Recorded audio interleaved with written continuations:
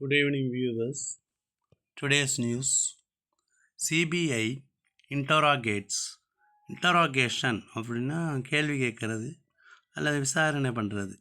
CBI central bureau of investigation Vijay for 6 hours 6 மணி நேரம் அவரை விசாரணை பண்ணியிருக்காங்க. In Karur stampede case. Stampede கூட்ட நெரிசல்.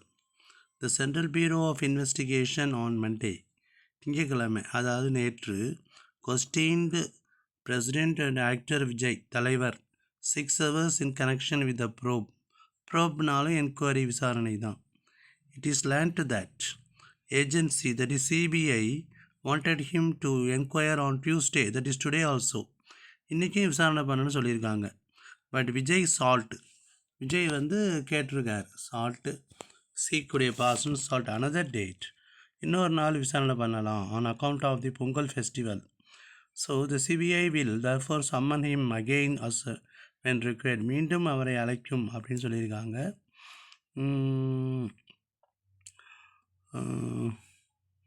Large turn out of his supporters and fans. அதுக்காக சிபிஐ ஹெட் குவார்ட்டர்ஸ் ஹெவிலி பேரிகேடுன்னு அந்த தடுப்பு வைக்கிறது. Continued on page 4. இது சம்மந்தமாக பேஜ் 4 போட்டிருக்காங்க. And then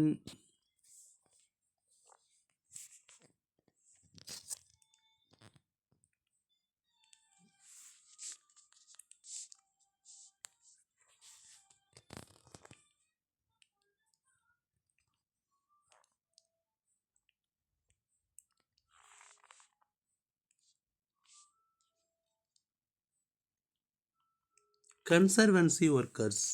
Already we have told who is a conservancy worker அப்படின்னா, இந்த சுகாதார பணியாளர்னு சொல்கிறவர் தான் கன்சர்வன்சி ஒர்க்கர். அந்த குப்பைகளெல்லாம் கார்பேஜ் எல்லாம் கலெக்ட் பண்ணுறாங்கல்ல, அவங்க தான் கன்சர்வன்சி ஒர்க்கர்ஸ்.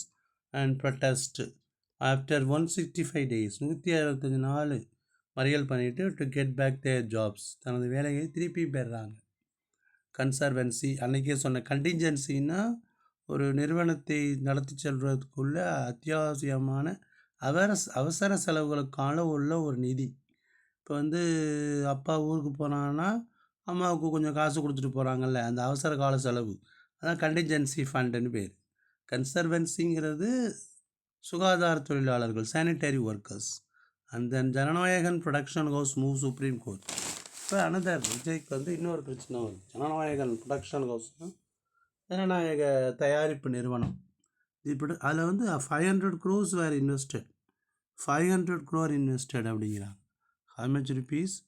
500 crore invested. தி ப்ரொடக்ஷன் ஆஃபீஸர்ஸ் கவுன்சில் அவங்களுடைய அறிவுரையாளர் சப்மிட்டட் பிஃபோர் சிங்கிள் ஜட்ஜ், தனி நீதிபதி முன்னாடி around 500 crores had been invested in the production of the movie. It is expected to release on the silver screen worldwide on January 9. The film had been submitted for certification as early as December 18, 2025. Single judge என்ன சொல்லியிருக்காங்கன்னா, unanimously ஏகமனதாக recommended the issue of UA 16 certificate to it after listing the excisions required to be made. Excisions cut. The producers had made the cuts and resubmitted the edited version.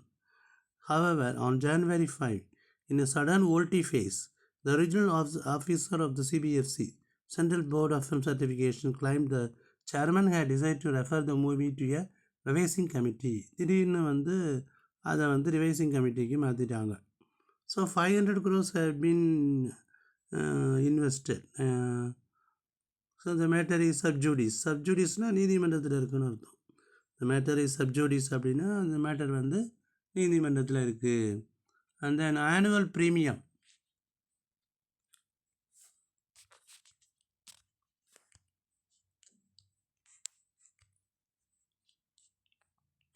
நீஃபா cases